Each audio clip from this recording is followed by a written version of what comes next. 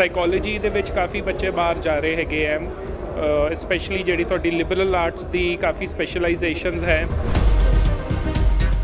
ਇਹ ਸਾਰੇ ਕੋਰਸਿਸ ਕਿਤੇ ਨਾ ਕਿਤੇ ਇੰਡਸਟਰੀ ਦੀ ਰਿਕੁਆਇਰਮੈਂਟ ਨੂੰ ਮੀਟ ਕਰ ਰਹੇ ਹੈਗੇ ਹੈ ਐਂਡ ਸਟੂਡੈਂਟਸ ਵੀ ਰਿਅਲਾਈਜ਼ ਕਰ ਰਹੇ ਕਿ ਜਿਵੇਂ ਲੈਂਡਸਕੇਪ ਚੇਂਜ ਹੋ ਰਿਹਾ ਹੈਗਾ ਤਾਂ ਤੁਹਾਨੂੰ ਨਵੇਂ ਤਰੀਕੇ ਦਾ ਸਕਿੱਲ ਸੈੱਟ ਚਾਹੀਦਾ ਹੈ।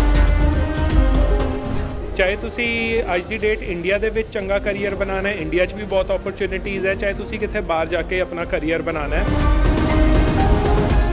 ਸੋ ਜਿਹੜੇ 3-4 ਸਾਲ ਦੀ ਤੁਹਾਡੀ ਪੜ੍ਹਾਈ ਹੈਗੀ ਹੈ, ਬੜੇ ਕ੍ਰੂਸ਼ਲ ਈਅਰਸ ਹੈ। ਇਸ ਟਾਈਮ 'ਤੇ ਸ਼ਾਰਟਕਟਸ ਨਾ ਲਓ, ਠੀਕ ਹੈ ਜੀ। Go for the right program, go to good reputed institution. ਇਹ ਕੋਰਸਿਸ ਇੱਕ ਤਾਂ ਸ਼ਾਰਟ ਟਰਮ ਹੁੰਦੇ ਹੈ, you can finish them within 1 to 2 years। ਸਤਿ ਸ਼੍ਰੀ ਅਕਾਲ, ਤੁਸੀਂ ਵੇਖ ਰਹੇ ਹੋ ਦੈਨਿਕ ਸਵੇਰਾ ਟੀਵੀ। ਮੈਂ ਹਾਂ Neeru ਬਿਜਲਵਾਨ।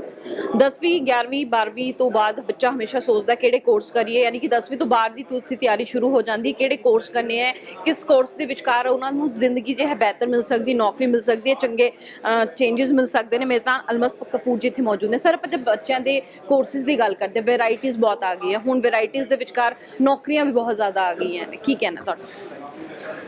First of all thank you ਜੀ, ਤੁਹਾਡਾ ਬੜਾ ਪਰਟੀਨੈਂਟ ਕੁਐਸਚਨ ਹੈਗਾ।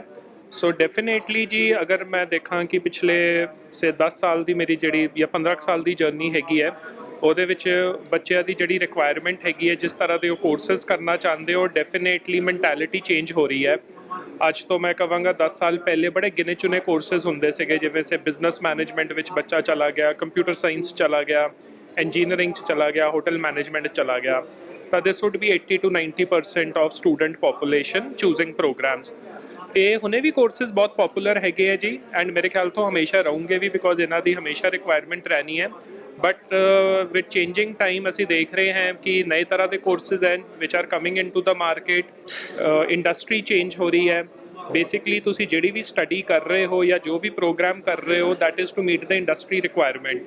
ਸੋ ਅੱਜ ਦੀ ਡੇਟ ਦੇ ਵਿੱਚ ਜਿਹੜੇ ਕਈ ਨਏ ਤਰ੍ਹਾਂ ਦੇ ਕੋਰਸਿਸ ਬੱਚੇ ਲੈ ਰਹੇ ਹੈਗੇ ਆ ਇੰਡੀਆ ਤੋਂ, ਮੈਂ ਕਹਾਂਗਾ ਜਿਵੇਂ ਆਰਟੀਫਿਸ਼ੀਅਲ ਇੰਟੈਲੀਜੈਂਸ ਹੈਗਾ, ਮਸ਼ੀਨ ਲਰਨਿੰਗ ਹੈ, ਸਾਈਬਰ ਸਿਕਿਉਰਿਟੀ ਹੈ, ਫਾਈਨੈਂਸ਼ੀਅਲ ਇੰਜੀਨੀਅਰਿੰਗ ਹੈ, ਪਬਲਿਕ ਹੈਲਥ ਹੈਗਾ। ਸਾਈਕੋਲੋਜੀ ਦੇ ਵਿੱਚ ਕਾਫੀ ਬੱਚੇ ਬਾਹਰ ਜਾ ਰਹੇ ਹੈਗੇ ਹੈ, ਸਪੈਸ਼ਲੀ ਜਿਹੜੀ ਤੁਹਾਡੀ ਲਿਬਰਲ ਆਰਟਸ ਦੀ ਕਾਫੀ ਸਪੈਸ਼ਲਾਈਜੇਸ਼ਨਸ ਹੈ, ਜਿਨ੍ਹਾਂ ਦਾ ਸ਼ਾਇਦ ਇੰਡੀਆ ਦੇ ਵਿੱਚ ਇੰਨਾ ਕੁ ਜਾਂ ਤਾਂ ਸਕੋਪ ਨਹੀਂ ਹੈ ਜਾਂ ਲੋਕਾਂ ਨੂੰ ਪਤਾ ਨਹੀਂ ਹੈ। ਸੋ ਲਿਬਰਲ ਆਰਟਸ ਦੇ under psychology, economics, visual arts, ਇਸ ਤਰ੍ਹਾਂ ਦੇ ਕੋਰਸਿਸ ਕਾਫੀ ਚੱਲ ਰਹੇ ਹੈ ਜੀ। ਇਹ ਸਾਰੇ ਕੋਰਸਿਸ ਕਿਤੇ ਨਾ ਕਿਤੇ ਇੰਡਸਟਰੀ ਦੀ ਰਿਕੁਆਇਰਮੈਂਟ ਨੂੰ ਮੀਟ ਕਰ ਰਹੇ ਹੈਗੇ ਹੈ ਐਂਡ ਸਟੂਡੈਂਟਸ ਵੀ ਰਿਅਲਾਈਜ਼ ਕਰ ਰਹੇ ਕਿ ਜਿਵੇਂ ਲੈਂਡਸਕੇਪ ਚੇਂਜ ਹੋ ਰਿਹਾ ਹੈਗਾ ਤਾਂ ਤੁਹਾਨੂੰ ਨਵੇਂ ਤਰੀਕੇ ਦਾ ਸਕਿੱਲ ਸੈੱਟ ਚਾਹੀਦਾ ਹੈ। ਸਕਿੱਲਸ ਦੀ ਜਦ ਆਪਾਂ ਗੱਲ ਕਰਦੇ ਹਾਂ, ਕਿਉਂਕਿ ਇੱਕ ਪੈਟਰਨ ਸੀ, ਹੁਣ ਬੱਚੇ IAS IPS ਆਫਿਸਰ ਬਣਦੇ ਸੀ, ਹੁਣ ਪੈਟਰਨ ਬਹੁਤ ਚੇਂਜ ਹੋ ਗਿਆ। ਲੇਕਿਨ ਇਸ ਪੈਟਰਨ ਦੇ ਵਿਚਕਾਰ ਇੱਕ ਹੋੜ ਹੈਗੀ ਹੈ ਪੈਸੇ ਕਮਾਉਣ ਦੀ। ਉਸ ਪੈਸੇ ਕਮਾਉਣ ਦੀ ਹੋੜ ਦੇ ਵਿਚਕਾਰ ਪੰਜਾਬ ਦੀ ਆਪਾਂ ਗੱਲ ਕਰਦੇ, ਕਿਉਂਕਿ ਆਪਾਂ ਪੰਜਾਬ 'ਚ ਬੈਠੇ ਨੇ ਇਸ ਵੇਲੇ। ਪੰਜਾਬ ਤੋਂ ਅਧਿਕਤਰ ਬੱਚੇ ਬਾਹਰ ਜਾ ਰਹੇ ਨੇ ਅਤੇ ਬਾਹਰ ਦੀ ਯੂਨੀਵਰਸਿਟੀਜ਼ ਦੇ ਵਿਚਕਾਰ ਜਾ ਰਹੇ ਨੇ। ਪਿੱਛੇ ਤੁਸੀਂ ਪਹਿਲੇ ਵੀ ਸੁਣਿਆ ਹੋਏਗਾ ਕਿ 700 ਦੇ ਕਰੀਬ ਬੱਚਾ ਫਸ ਵੀ ਗਿਆ ਸੀਗਾ। ਜਦ ਆਪਾਂ ਗੱਲ ਕਰਦੇ ਇਹਨਾਂ ਚੀਜ਼ਾਂ ਦੀ, ਕਿਉਂਕਿ ਆਪਾਂ ਬੋਲ ਰਹੇ ਹਾਂ ਕਿ ਇੱਥੇ ਹੀ ਨਹੀਂ, ਬਾਹਰ ਜੇ ਜਾਣਾ ਹੈਗਾ ਤਾਂ ਪੂਰੀ ਸਟੱਡੀ ਕਰਕੇ ਜਾਓ, ਕਿਸ PR ਦੇ ਨਾਲ ਜੁੜਿਓ, ਵੀਜ਼ਾ ਕਿਸ ਟਰਮਸ ਕੰਡੀਸ਼ਨਸ ਤੇ ਮਿਲਿਆ। ਲੇਕਿਨ ਜੇ ਬਾਹਰ ਜਾ ਰਹੇ ਡਾਲਰ ਦੀ ਹੋੜ ਦੇ ਪਿੱਛੇ ਨੇ, ਉਹ ਪੜ੍ਹਾਈ ਦੇ ਨਾਲ ਨਹੀਂ ਜੁੜੇ ਨੇ। ਉਹਨਾਂ ਨੂੰ ਇਹ ਹੁੰਦਾ ਕਿ ਸ਼ਿਫਟਾਂ ਲਾ ਕੇ ਆਪਣਾ ਇਹ ਜੋ ਕੋਰਸ ਹੈ ਪੂਰਾ ਕਰ ਲਓ, ਉਸ ਤੋਂ ਬਾਅਦ ਆਪਾਂ ਪੈਸੇ ਕਮਾਉਣ ਵਾਸਤੇ ਕਿਤੇ ਨਾ ਕਿਤੇ ਜੇ ਹੈ ਜੌਬ ਕਰ ਲਈਏ। ਹਾਂਜੀ, ਸੋ ਜੀ again a very good question. ਮੈਨੂੰ ਇਹ ਚੀਜ਼ ਲੱਗਦੀ ਹੈ ਕਿ ਫਸਟ ਐਂਡ ਫੋਰਮੋਸਟ ਐਜੂਕੇਸ਼ਨ ਸਭ ਤੋਂ ਇੰਪੋਰਟੈਂਟ ਚੀਜ਼ ਹੈ ਜੀ। ਚਾਹੇ ਤੁਸੀਂ ਅੱਜ ਦੀ ਡੇਟ ਇੰਡੀਆ ਦੇ ਵਿੱਚ ਚੰਗਾ ਕਰੀਅਰ ਬਣਾਉਣਾ ਹੈ, ਇੰਡੀਆ 'ਚ ਵੀ ਬਹੁਤ ਓਪਰਚੁਨਿਟੀਜ਼ ਹੈ, ਚਾਹੇ ਤੁਸੀਂ ਕਿਤੇ ਬਾਹਰ ਜਾ ਕੇ ਆਪਣਾ ਕਰੀਅਰ ਬਣਾਉਣਾ ਹੈ, ਤਾਂ ਤੁਹਾਡੀ ਜਿਹੜਾ ਮੈਂ and what I always feel is ਕਿ ਤੁਹਾਡਾ ਜਿਹੜਾ ਪੜ੍ਹਾਈ ਦਾ ਟਾਈਮ ਹੈਗਾ ਹੈ, ਜਾਂ ਤੁਸੀਂ ਜਿੰਨਾ ਪੜ੍ਹਾਈ ਕਿੰਨੀ ਕਰਨੀ ਹੈ, 2 ਸਾਲ 3 ਸਾਲ 4 ਸਾਲ, ਉਹਦੇ ਬਾਅਦ ਤੁਹਾਡਾ ਜਿਹੜਾ ਕਰੀਅਰ ਹੈਗਾ ਉਹ ਕਿ 50-60 ਸਾਲ ਦਾ ਕਰੀਅਰ ਹੈਗਾ ਜੀ। ਸੋ ਜਿਹੜੇ 3-4 ਸਾਲ ਦੀ ਤੁਹਾਡੀ ਪੜ੍ਹਾਈ ਹੈਗੀ ਹੈ, ਬੜੇ ਕ੍ਰੂਸ਼ਲ ਈਅਰਸ ਹੈ। ਇਸ ਟਾਈਮ 'ਤੇ ਸ਼ਾਰਟਕਟਸ ਨਾ ਲਓ, ਠੀਕ ਹੈ ਜੀ। Go for the right program, go to good reputed institutions. ਉੱਥੇ ਸਿਰਫ ਪੜ੍ਹਾਈ ਦੇ ਉੱਤੇ ਫੋਕਸ ਕਰੋ। ਬਥੇਰੇ ਬੱਚੇ ਹੁੰਦੇ ਆ ਜੀ, ਖਾਸ ਕਰ ਅਨਫੋਰਚੂਨੇਟਲੀ ਜਿਹੜੇ ਪੰਜਾਬ ਹਰਿਆਣਾ ਦੇ ਬੱਚੇ ਹੈਗੇ ਹੈ, ਥੋੜ੍ਹਾ ਜਿਹੜਾ ਰੂਰਲ ਜਾਂ ਸੈਮੀ ਰੂਰਲ ਏਰੀਆਜ਼ ਤੋਂ ਖਾਸ ਕਰ ਆ ਰਹੇ ਹੈਗੇ, ਇੰਨਾ ਐਕਸਪੋਜਰ ਨਹੀਂ ਹੈ। ਉਹਨਾਂ ਨੂੰ ਇਹ ਹੁੰਦਾ ਕਿ ਬਸ ਮੈਂ ਜ਼ਿਆਦਾ ਤੋਂ ਜ਼ਿਆਦਾ ਪਾਰਟ ਟਾਈਮ ਕੰਮ ਕਰ ਲਾਂ, ਮੈਂ ਓਵਰ ਟਾਈਮ ਕਰ ਲਾਂ ਜਿਹੜਾ ਇਲੀਗਲ ਹੈਗਾ, ਐਂਡ ਪੜ੍ਹਾਈ ਦੇ ਉੱਤੇ ਨਾ ਇੰਨਾ ਫੋਕਸ ਕਰਾਂ। ਪ੍ਰੋਬਲਮ ਇਹ ਹੁੰਦੀ ਹੈ ਜੀ, ਚਲੋ ਕਿਸੇ ਨਾ ਕਿਸੇ ਤਰ੍ਹਾਂ ਤੁਸੀਂ ਉਹ ਪੜ੍ਹਾਈ ਪੂਰੀ ਕਰ ਤਾਂ ਲੈਂਦੇ ਹੋ, but you do not get the skill set which you should be having. And ਤੁਹਾਡਾ ਜਿਹੜਾ ਅੱਗੇ ਕਰੀਅਰ ਵੀ ਹੁੰਦਾ ਹੈ, ਔਰ ਰਾਦਰ ਦੈਨ ਕਿ you get a white collar job, ਕਿ ਤੁਸੀਂ ਉੱਥੇ ਕਿਸੇ ਬੈਂਕਿੰਗ ਇੰਡਸਟਰੀ 'ਚ ਜਾਓ, ਤੁਸੀਂ ਕਿੱਥੇ ਅੱਛੀ ਚੰਗੀ ਇੰਜੀਨੀਅਰਿੰਗ ਕੰਪਨੀ 'ਚ ਜਾਓ, IT ਕੰਪਨੀ 'ਚ ਜਾਓ, ਤਾਂ ਅਸੀਂ ਦੇਖਦੇ ਹਾਂ ਜੀ ਕਿ ਬੱਚੇ ਸੁਪਰਮਾਰਕੀਟ ਦੇ ਵਿੱਚ ਕੰਮ ਕਰ ਰਹੇ ਆ, ਬੱਚੇ ਟਰੱਕਿੰਗ ਦੇ ਵਿੱਚ ਕੰਮ ਕਰ ਰਹੇ ਹੈਗੇ ਆ, ਜਿਹਦੇ ਵਿੱਚ ਚਲੋ ਓਪਰਚੁਨਿਟੀਜ਼ ਹੈ, but they are not white collared jobs, they are more like considered like labour kind of jobs. So end of the day obviously ਜੀ ਮੈਂ ਕਹਾਂਗਾ ਕਿ ਇਹ ਥੋੜ੍ਹਾ ਜਿਹਾ ਕਿ ਜੀ ਕਾਫੀ ਕੁਝ ਸਟੂਡੈਂਟ ਦੇ ਉੱਤੇ ਡਿਪੈਂਡੈਂਟ ਹੈ ਕਿ ਉਹ ਕਿਵੇਂ ਆਪਣਾ ਕਰੀਅਰ ਅੱਗੇ ਬਣਾਉਣਾ ਚਾਹੁੰਦਾ ਹੈ। ਸੋ ਅਗਰ ਤਾਂ ਬੱਚੇ ਨੂੰ ਇਹ ਹੈਗਾ ਕਿ ਮੈਂ ਇੱਕ ਚੰਗੀ ਜੌਬ ਚਾਹੀਦੀ ਹੈਗੀ ਹੈ, ਮੈਂ I should work for an MNC, then it is very important ਕਿ ਜਿਹੜੇ ਉਹ 3-4 ਸਾਲ ਦੀ ਜਰਨੀ ਹੈ ਆਪਣੀ ਐਜੂਕੇਸ਼ਨ ਦੀ, ਉਹ ਆਪਣੀ ਐਜੂਕੇਸ਼ਨ ਜਿਹੜੀ ਹੈਗੀ ਹੈ ਉਹਦੇ ਉੱਤੇ ਕਾਫੀ ਫੋਕਸ ਕਰੇ। ਐਂਡ ਵਨ ਮੋਰ ਥਿੰਗ, ਜਿਹੜੇ ਬੱਚੇ ਬਾਹਰ ਜਾ ਰਹੇ ਹੈਗੇ ਆ, ਇੱਕ ਤਾਂ ਇਹ ਹੈਗਾ ਜੀ ਕਿ ਆਪਣਾ ਪੰਜਾਬ ਤੋਂ ਹਮੇਸ਼ਾ ਮਾਈਗ੍ਰੇਸ਼ਨ ਦੀ ਇੱਕ ਹਿਸਟਰੀ ਰਹੀ ਹੈ। ਤੁਸੀਂ ਦੇਖੋਗੇ 100 ਸਾਲਾਂ ਤੋਂ ਵੀ ਜ਼ਿਆਦਾ ਹੋ ਗਿਆ ਕਿ ਜਿੱਥੋਂ ਇਹ ਆਪਣਾ ਪੰਜਾਬੀ ਮਾਈਗ੍ਰੇਟ ਕਰ ਰਹੇ ਹੈਗੇ ਆ। ਇਨੀਸ਼ੀਅਲੀ ਜਿਹੜੀ ਪਹਿਲੀ ਦੋ ਸਭ ਤੋਂ ਫੇਵਰੇਟ ਕੰਟਰੀਜ਼ ਜਾਂ ਫੇਵਰਟ ਕੰਟਰੀ ਸੀਗੀ ਮਾਈਗ੍ਰੇਸ਼ਨ ਲਈ, ਉਹ ਕੈਨੇਡਾ ਤਾਂ UK ਸੀਗੀ। ਉਹ ਹੁਣੇ ਵੀ ਕਾਫੀ ਲੋਕਾਂ ਲਈ ਇੱਕ ਫੇਵਰਟ ਡੈਸਟੀਨੇਸ਼ਨ ਹੈਗੀ ਹੈ। ਇਹਦੇ ਇਲਾਵਾ ਹੁਣ ਆਸਟ੍ਰੇਲੀਆ, ਨਿਊਜ਼ੀਲੈਂਡ, US ਵੀ ਆ ਗਿਆ। So I think along with money it is also quality of living ਜਿਹੜੀ ਤੁਹਾਨੂੰ ਇਹਨਾਂ ਕੰਟਰੀਜ਼ ਦੇ ਵਿੱਚ ਮਿਲਦੀ ਹੈ, ਇੱਕ ਸੇਫਟੀ, ਇੱਕ security, quality of life overall. ਤਾਂ ਉਹ ਸਾਰੀ ਜੇ ਤੁਸੀਂ ਚੀਜ਼ਾਂ ਇੰਜੋਏ ਕਰਨੀ ਹੈਗੀ ਹੈ ਚੰਗੇ ਤਰੀਕੇ ਨਾਲ, ਤਾਂ again I think base education ਤੋਂ ਸਟਾਰਟ ਹੁੰਦਾ ਹੈ। ਆਪਣਾ ਜਿਹੜਾ ਉਹ ਬੇਸ ਹੈਗਾ, ਬੇਸ ਨੂੰ ਸਟਰੋਂਗ ਕਰੋ, ਫਾਊਂਡੇਸ਼ਨ ਨੂੰ ਸਟਰੋਂਗ ਕਰੋ, ਔਰ ਜਿਹੜਾ ਉਹ ਕੰਟਰੀ ਦੇ ਵਿੱਚ ਤੁਹਾਡੇ ਲਈ ਓਪਰਚੁਨਿਟੀਜ਼ ਹੈ, ਉਹਨਾਂ ਓਪਰਚੁਨਿਟੀਜ਼ ਨੂੰ ਮੈਕਸਿਮਾਈਜ਼ ਕਰੋ। ਅੱਛਾ, ਕਿਉਂਕਿ ਤੁਸੀਂ ਵਾਈਟ ਕਾਲਰ ਜੌਬ ਦੀ ਗੱਲ ਕੀਤੀ, ਕ੍ਰੇਜ਼ ਕਿਉਂ ਘੱਟ ਹੋ ਰਿਹਾ, ਵਜ੍ਹਾ ਕੀ ਹੈ ਇਸ ਦੇ ਪਿੱਛੇ ਦੀ ਮੇਨ ਵਜ੍ਹਾ ਕੀ ਸਮਝਦੇ ਹੋ? ਕਿਉਂਕਿ ਆਪਾਂ ਦੇਖ ਰਹੇ ਹਾਂ ਕਿ ਇੱਕ ਕਲਚਰ ਸੀਗਾ ਪਹਿਲੇ, ਉਹ ਵਾਈਟ ਕਾਲਰ ਜੌਬ ਦੇ ਪਿੱਛੇ ਭੱਜਦਾ ਸੀਗਾ, ਗਰੀਬ ਤੋਂ ਗਰੀਬ ਬੱਚਾ, ਛੋਟੇ ਤਬਕੇ ਦਾ ਬੱਚਾ ਬਣਦਾ ਸੀ। ਅੱਜ ਵੀ ਹੈਡਲਾਈਨਸ ਆਹੀ ਬਣਦੀਆਂ ਨੇ, ਗਰੀਬ ਦਾ, ਡਰਾਈਵਰ ਦਾ, ਆਟੋ ਦਾ ਬੱਚਾ ਜੋ ਹੈ IPS IAS ਡਾਕਟਰ ਬਣ ਗਿਆ। ਇਹ ਜੋ ਵਾਈਟ ਕਾਲਰ ਜੌਬ ਹੈ, ਇਸ ਦਾ ਕ੍ਰੇਜ਼ ਕਿਉਂ ਘੱਟ ਹੋ ਰਿਹਾ ਹੈ? ਇਹ ਜੀ ਦੇਖੋ, ਮੇਰੇ ਖਿਆਲ ਤੋਂ ਜੇ ਮੈਂ ਅਬਰੋਡ ਦੀ ਗੱਲ ਕਰਾਂ ਸਪੈਸੀਫਿਕਲੀ, ਸੋ ਅਬਰੋਡ ਦੇ ਵਿੱਚ ਹਮੇਸ਼ਾ it has been a very different scenario as compare to India. India ਦੇ ਵਿੱਚ ਤੁਸੀਂ ਕੋਈ ਵੀ ਜਿਹੜੀ ਬਲੂ ਕਾਲਰਡ ਜੌਬ ਹੁੰਦੀ ਹੈ, ਲੇਬਰ ਦੀ ਜੌਬ ਹੁੰਦੀ ਹੈ, ਉਹਦਾ ਤੁਹਾਨੂੰ ਬੜਾ ਲਿਮਿਟਿਡ ਇੱਕ ਇਕਨੋਮਿਕ ਪੋਟੈਂਸ਼ੀਅਲ ਹੈਗਾ ਕਿ ਜਿਵੇਂ ਤੁਸੀਂ ਇੱਕ ਡਰਾਈਵਰ ਕੰਮ ਕਰ ਰਹੇ ਹੋ, ਤੁਹਾਨੂੰ ਪਤਾ ਤੁਹਾਡੀ ਜਿਹੜੀ ਉਹ ਸੈਲਰੀ ਹੋਣੀ ਹੈ, ਮਹੀਨੇ ਦੀ ਆਮਦਨੀ ਹੋਣੀ ਉਹ 10-15 ਹਜ਼ਾਰ ਰੁਪਏ ਹੋਣੀ ਹੈ, ਵੱਧ ਕੇ ਚਲੋ 20,000 ਪਹੁੰਚ ਜਾਊਗੀ, ਬਟ ਉਹਦੇ ਬਾਅਦ ਤੁਹਾਨੂੰ ਕੋਈ ਇਹ ਤਾਂ ਹੈ ਨਹੀਂ 50-60-70 ਹਜ਼ਾਰ ਮਹੀਨੇ ਦੇ ਦਊਗਾ। But when you go abroad, ਉੱਥੇ ਲੇਬਰ ਦੀ ਜੌਬ ਦੀ ਵੈਲਿਊ ਹੈਗੀ ਹੈ, ਤਾਂ ਉੱਥੇ ਤੁਸੀਂ as a electrician, as a plumber, as a driver, ਕੋਈ ਵੀ ਤਰ੍ਹਾਂ ਦੀ ਜੌਬ ਕਰ ਰਹੇ ਹੈਗੇ ਹੋ, ਉਹਦੀ ਇੱਕ ਤਾਂ ਰਿਸਪੈਕਟ ਹੈਗੀ ਹੈ, very importantly nobody looks down upon you, and ਉਹਦੇ ਵਿੱਚ ਅਰਨਿੰਗ ਪੋਟੈਂਸ਼ੀਅਲ ਵੀ ਬਹੁਤ ਚੰਗਾ ਹੈਗਾ। ਸੋ ਇਹ ਮੇਰੇ ਖਿਆਲ ਤੋਂ ਕਿ ਸਾਡੇ ਜਿਹੜੇ ਬੱਚੇ ਹੈਗੇ, ਜਦੋਂ ਉਹ ਦੇਖਦੇ ਹੈ ਕਿ ਜਿਹੜੇ ਉਹਨਾਂ ਦੇ ਰਿਲੇਟਿਵਸ, ਉਹਨਾਂ ਦੇ ਫਰੈਂਡਸ ਪਹਿਲੇ ਬਾਹਰ ਗਏ ਹੈਗੇ ਆ, ਐਂਡ ਮੇ ਬੀ ਉੱਥੇ ਜਾ ਕੇ ਉਹਨਾਂ ਨੇ ਕੋਈ ਇਲੈਕਟ੍ਰੀਸ਼ੀਅਨ ਦਾ ਜਾਂ ਪਲੰਬਿੰਗ ਦਾ ਕੋਰਸ ਕੀਤਾ, and they are successful in earning money, ਠੀਕ ਹੈ ਜੀ। ਸੋ ਉਹਨਾਂ ਲਈ ਵੀ ਇੱਕ ਉਹ ਟੈਂਪਲੇਟ ਬਣ ਜਾਂਦਾ ਕਿ ਮੈਂ ਵੀ ਇਹ ਚੀਜ਼ ਕਰ ਸਕਦਾ। ਇਹ ਕੋਰਸਿਸ ਇੱਕ ਤਾਂ ਸ਼ਾਰਟ ਟਰਮ ਹੁੰਦੇ ਆ, you can finish them within 1 to 2 years.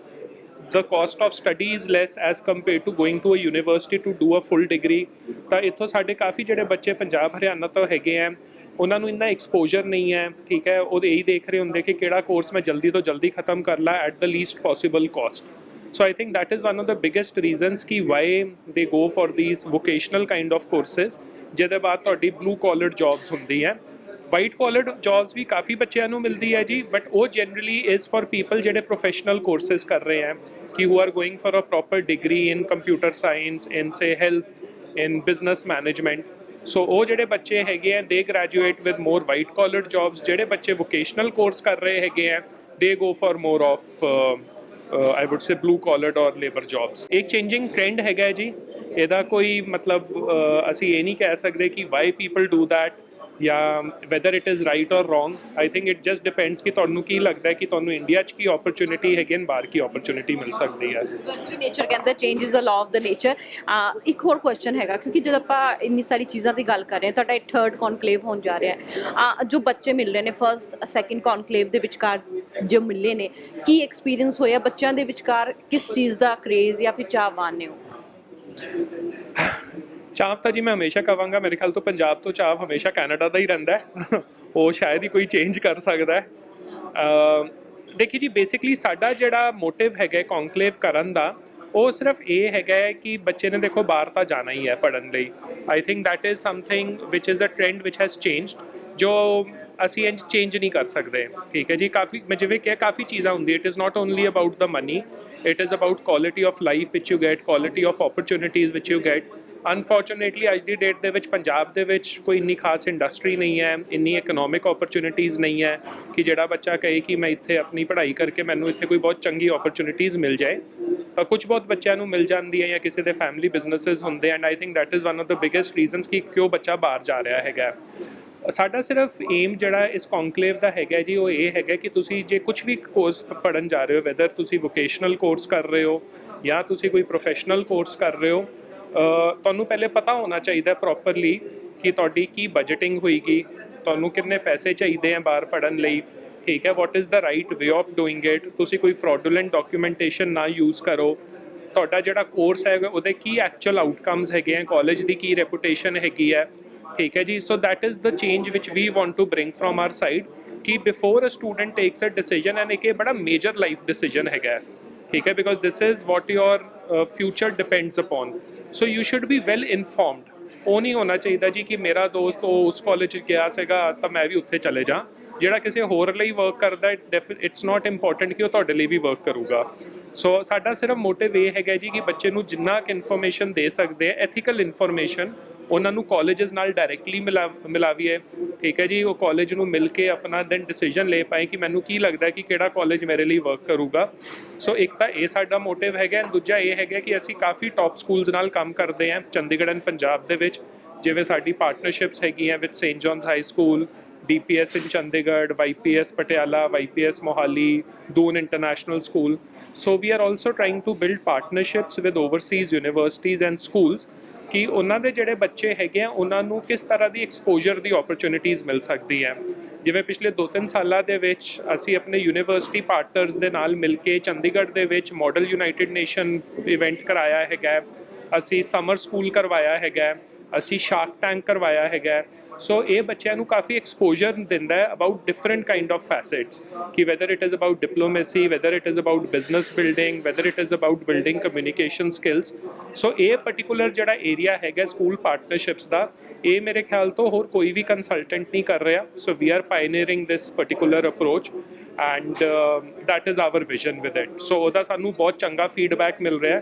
Schools are very happy with the kind of programs, with the kind of exposure which we are giving to the students. ਬਹੁਤ ਬਹੁਤ ਧੰਨਵਾਦ ਸਾਡੇ ਨਾਲ ਜੁੜਨ ਲਈ। ਤੁਹਾਨੂੰ ਦੱਸਦੀ ਕਿ ਐਕਸਪੋਜ਼ਰ ਹੋਣਾ ਬਹੁਤ ਜ਼ਰੂਰੀ ਹੈ। ਇਸ ਦੇ ਨਾਲ ਹੀ ਇਹਨਾਂ ਨੇ ਦੋ ਗੱਲਾਂ ਬਹੁਤ ਵਧੀਆ ਕਹੀਆਂ ਨੇ, ਵੋਕੇਸ਼ਨਲ ਹੋਵੇ ਜਾਂ ਫਿਰ ਪ੍ਰੋਫੈਸ਼ਨਲ ਕੋਰਸਿਸ ਹੋਵੇ, ਇਹ ਧਿਆਨ ਰੱਖਣਾ ਬਹੁਤ ਜ਼ਰੂਰੀ ਹੈ ਕਿਉਂਕਿ ਜਿਸ ਕੋਰਸ ਦੇ ਵਿਚਕਾਰ ਜਾ ਰਹੇ ਉਸੇ ਤਰ੍ਹਾਂ ਦਾ ਤੁਹਾਨੂੰ ਜੇ ਜੌਬ ਮਿਲੇਗਾ, ਭਾਵੇਂ ਵਾਈਟ ਕਾਲਰ ਜੌਬ ਹੈ ਜਾਂ ਬਲੂ ਕਾਲਰ ਜੌਬ ਹੈ, ਡਿਪੈਂਡ ਕਰਦਾ ਬੱਚਾ ਕੀ ਜਾ ਰਿਹਾ, ਬੱਚੇ ਨੂੰ ਕੀ ਚਾਹੀਦਾ। ਕੈਮਰਾਮੈਨ ਦੀਪਕ ਦੇ ਨਾਲ ਨੀਰੂ ਬਿਚਲਵਾਨ, ਦੈਨਿਕ ਸਵੇਰਾ TV।